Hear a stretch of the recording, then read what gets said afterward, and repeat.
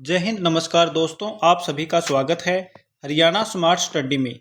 जैसा कि आपको पता है, हम कवर कर रहे हैं हरियाणा का इतिहास और यह क्लास रहेगी 9वीं।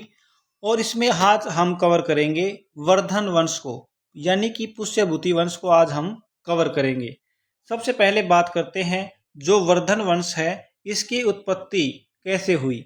तो इसकी उत्पत्ति होती है, जो गुप्त साम्राज्य था उसका पतन हो जाता है और गुप्त साम्राज्य के पतन होने के बाद छोटे छोटे राज्यों का क्या होता है, उदय होता है। और जो सामंत होते हैं वो क्या हो गए, स्वतंत्र हो गए। क्या हो गए? स्वतंत्र हो गए। और 6ठी सदी में जो एक सामंत है, सामंत पुष्यभूति, इसके अधीन हरियाणा क्षेत्र आता है। और इसकी स्थापना में जो सबसे ज्यादा योगदान रहता है वो पुष्यभूति का रहता है, गुप्त शासन के समाप्ति के बाद, यानी कि जो गुप्त साम्राज्य था उसकी समाप्ति के बाद जो पुष्यभूति सामंत था, इन्होंने अपने एक वंश की स्थापना की, जिसे क्या कहेंगे, पुष्यभूति वंश कहेंगे, या फिर इसको क्या बोलेंगे, वर्धन वंश कहेंगे। इसकी राजधानी क्या रहेगी? स्थानेश्वर। क्या रहेगी राजधानी? स्थानेश्वर। वर्तमान की बात करें तो वर्तमान में थानेसर कहाँ पे रहेगा? कुरुक्षेत्र में है। पुष्यभूति शैव धर्म का अनुयायी था और भगवान शिव का क्या था? उपासक था। ये क्वेश्चन पूछा गया है कि पुष्यभूति किस धर्म का अनुयायी था? तो शैव धर्म का। कौन से धर्म का था? शैव धर्म का। और ये भगवान शिव के क्या था? उपासक था। श्रीकंठ जनपद, यह नाम किसका है? हरियाणा क्षेत्र का। किसने दिया है? तो ये नाम दिया है नागवंश के शासकों द्वारा। किसने दिया है? नागवंश के शासकों द्वारा। और राजधानी क्या रही? स्थानेश्वर। थानेसर कुरुक्षेत्र थी। और स्थानेश्वर महादेव मंदिर का निर्माण किसने करवाया? तो स्थानेश्वर महादेव मंदिर का निर्माण करवाया था पुष्यभूति ने। किसने करवाया था? पुष्यभूति ने। पुष्यभूति ने इसका निर्माण करवाया था। लेकिन इसका जो पुनर्निर्माण था वो किसने कराया था? तो इसका पुनर्निर्माण करवाया था मराठा सदाशिवराव बाहू ने। इसका पुनर्निर्माण किसने कराया था? मराठा के शासक जो सदाशिवराव बाहू थे, उन्होंने इसका पुनर्निर्माण करवाया था। वर्धन वंश का वास्तविक संस्थापक कौन है? प्रभाकर वर्धन। कौन है? प्रभाकर वर्धन। क्या है? ये है वर्धन वंश का वास्तविक संस्थापक। लेकिन बात करें कि बाणभट्ट की जो पुस्तक थी, कौन सी? हर्षचरित। बाणभट्ट की पुस्तक कौन सी थी? हर्षचरित। उसमें क्या बताया गया है? जो हर्ष है उसका जो प्रथम पूर्वज है उसका नाम क्या बताया गया है? पुष्यभूति। प्रथम पूर्वज का नाम क्या बताया है? प्रथम पूर्वज का नाम क्या बताया है? पुष्यभूति बताया है। ये आपको याद रखना है। किसमें बताया है? बाणभट्ट की पुस्तक हर्षचरित में। बात करते हैं प्रभाकर वर्धन की। इसका कार्यकाल रहेगा 580 से 605। ठीक है, ये आपको याद रखना है। इन्होंने महाराजा धीराज की उपाधि धारण की थी। यह इस वंश के प्रथम शासक थे जिन्होंने यह उपाधि ली। कौन सी उपाधि ली थी? महाराजा धीराज की। इसकी पत्नी का नाम क्या था? यशोमती। प्रभाकर वर्धन किसका उपासक था? सूर्य का उपासक था। और वहीं पुष्यभूति किसका उपासक था? तो ये आपको दिखाया था, शिव के उपासक थे। किसके उपासक थे? शिव को। और कौन से धर्म को मानते थे? शैव धर्म को। जो प्रभाकर वर्धन था, इसके कितने बेटे थे? 2 बेटे थे। एक तो राज्यवर्धन और दूसरा था हर्षवर्धन। एक बेटी भी थी। बेटी का नाम क्या था? राज्यश्री। क्या था? राज्यश्री। राज्यश्री का विवाह कन्नौज के मोखरी वंश के शासक ग्रहवर्मा के साथ हुआ था। किसके साथ हुआ था? ग्रहवर्मा के साथ हुआ था। बाणभट्ट ने अपने ग्रंथ हर्षचरित में हर्ष के प्रथम पूर्वज का नाम क्या बताया है? पुष्यभूति बताया है। बहुत इंपॉर्टेंट बात है ये। पुष्यभूति ने थानेसर में स्थानेश्वर महादेव मंदिर का निर्माण करवाया और इस मंदिर का पुनर्निर्माण मराठा प्रमुख सदाशिवराव द्वारा करवाया गया था। बात करते हैं प्रमुख घटनाएं। प्रमुख जो प्रभाकर वर्धन था उसके शासन में क्या हुआ था? भारत पर हुनों ने आक्रमण किया था। किसने आक्रमण किया था? हुनों ने। हुनों से लड़ने के लिए प्रभाकर वर्धन ने अपने बड़े पुत्र राज्यवर्धन सेकंड को भेजा था। किसको भेजा था? राज्यवर्धन सेकंड को भेजा था। किससे युद्ध करने के लिए? हुनों से युद्ध करने के लिए। और प्रभाकर वर्धन की मृत्यु कब हो जाती है? 605 ईस्वी में। कब हुई? 605 ईस्वी में। और राज्यवर्धन हुनों को क्या कर देता है? हरा देता है। और राज्यवर्धन का जो राज्याभिषेक था वो कब होता है? वो होता है 605 ईस्वी में। कब होता है? 605 ईस्वी में। राज्यवर्धन सेकंड को कौन सी उपाधि दी गई? तो इसको उपाधि दी गई परम सौगात की। कौन सी उपाधि दी गई? परम सौगात की। मालवा के शासक देवगुप्त ने उसके बहनोई ग्रहवर्मा की हत्या कर दी। जो मालवा के शासक है देवगुप्त ने उसके बहनोई ग्रहवर्मा की क्या कर दी थी? हत्या कर दी थी। उसकी बहन राजश्री को बंदी बना लिया। जो राज्यवर्धन की बहन थी राजश्री, इसको क्या कर लिया था? बंदी बना लिया था। और राज्यवर्धन ने मालवा पर आक्रमण कर दिया और देवगुप्त को क्या किया था? पराजित किया था और उसकी क्या कर दी थी? हत्या कर दी थी। 606 ईस्वी में गौड़ शासक शशांक ने धोखे से राज्यवर्धन की हत्या कर दी। किसने हत्या करी थी? राज्यवर्धन की हत्या की थी शशांक ने। कैसे की थी? धोखे से। शशांक ने बोध गया में बोधि वृक्ष जो था उसको भी कटवाया था। किसने कटवाया था? शशांक ने। विंध्याचल के जंगलों से बौद्ध भिक्षु दिवाकर मित्र के द्वारा हर्षवर्धन की बहन राजश्री की जान बचाई गई। यानी कि वो जब उसके पति ग्रहवर्मा की हत्या हो जाती है तो राजश्री को बंदी बना लिया जाता है। लेकिन उसको जो राज्यवर्धन था वो मालवा पर आक्रमण करके देवगुप्त को मारकर अपनी बहन को राजश्री को ले आता है। लेकिन जो राजश्री है वो कहाँ पे चली जाती है? विंध्याचल पर्वत में चली जाती है। और वहाँ जो विंध्याचल के जंगल होते हैं वहाँ से कौन मना के लाता है? तो जो बौद्ध भिक्षु होता है दिवाकर मित्र, वो राजश्री को लेके आता है और हर्षवर्धन के दरबार में लाता है।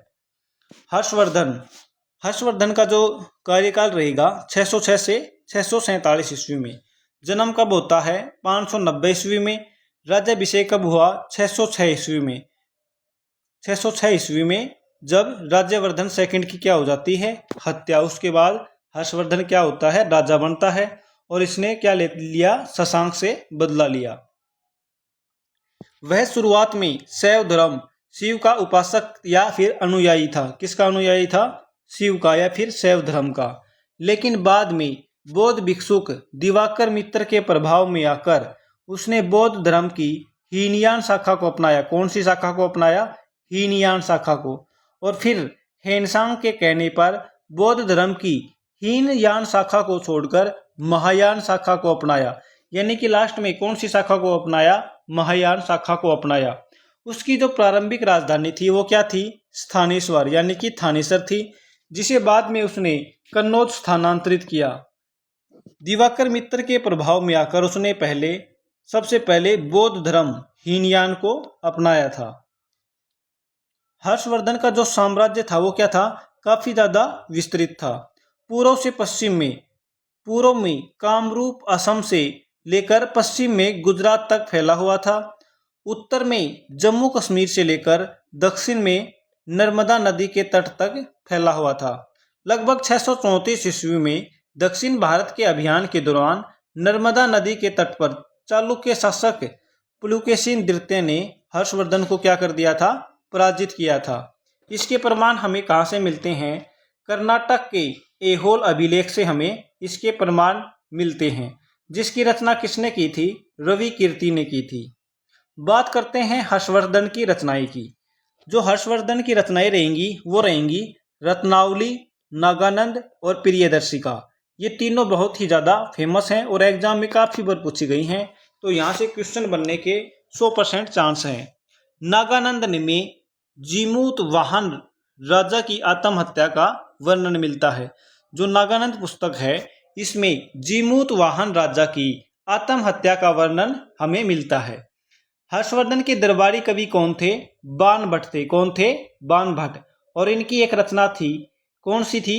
हर्षचरित। और एक और थी कादम्बरी। ये दोनों किसकी रचना है? बाणभट्ट की है। हर्षवर्धन के समय दूसरा चीनी यात्री ह्वेनसांग 629 ईस्वी में भारत आया था। 15 वर्षों तक यह भारत रहा। कब से कब तक? 629 से 644 ईस्वी तक।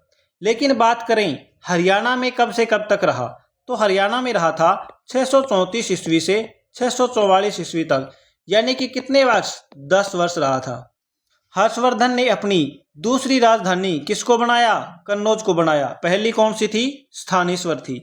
हेनसांग के प्रभाव में आकर हर्षवर्धन ने बौद्ध धर्म की महायान शाखा को अपनाया। कौन सी शाखा को अपनाया था? महायान शाखा को। हेनसांग की यात्रा का वृत्तांत CU की पुस्तक में मिलता है और इस पुस्तक में थानेसर की प्रशंसा की गई है। हेनसांग ने हर्षवर्धन को शिलादित्य नाम दिया। क्या नाम दिया है? शिलादित्य। किसने दिया है यह नाम? तो यह नाम दिया है किसने?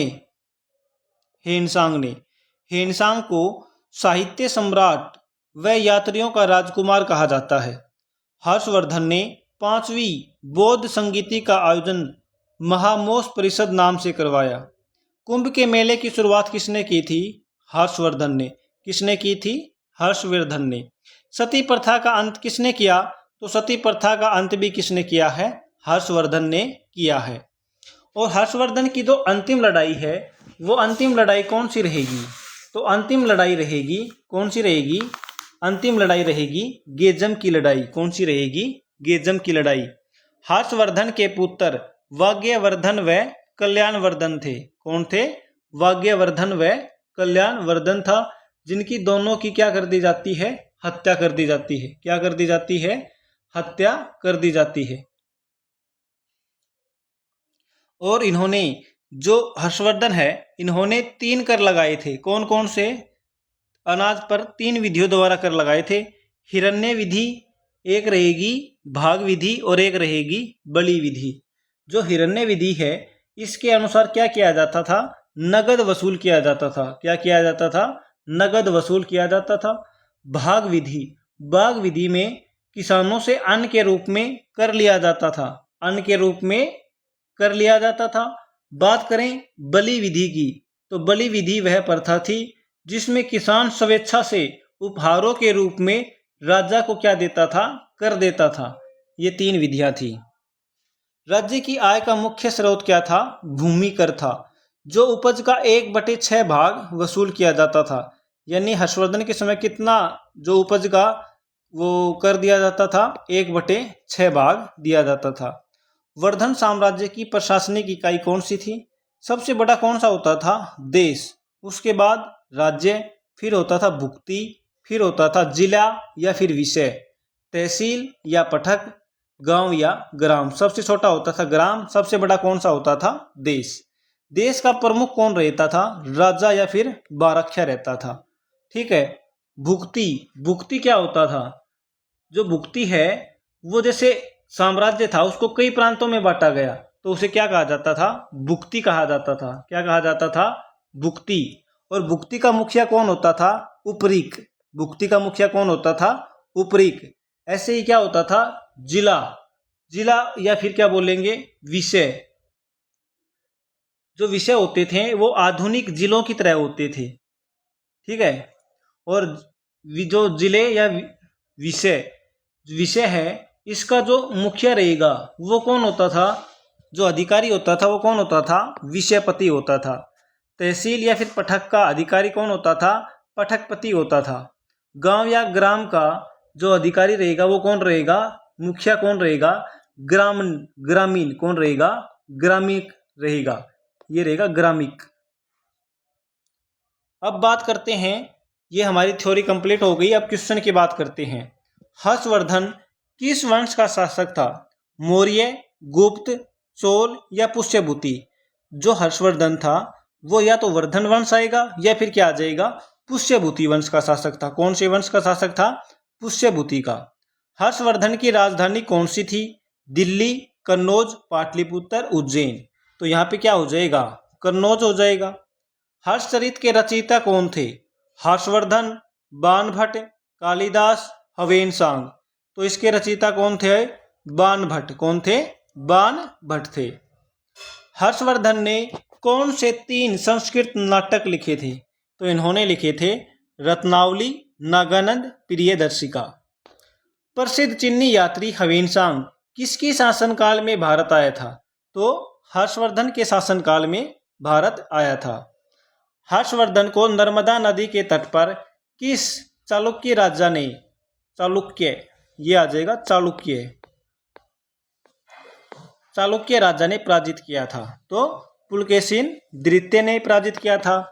हर्षवर्धन के समय पुष्यभूति वंश का शासन कहां से शुरू हुआ था? तो ये हुआ था थानेसर हरियाणा से।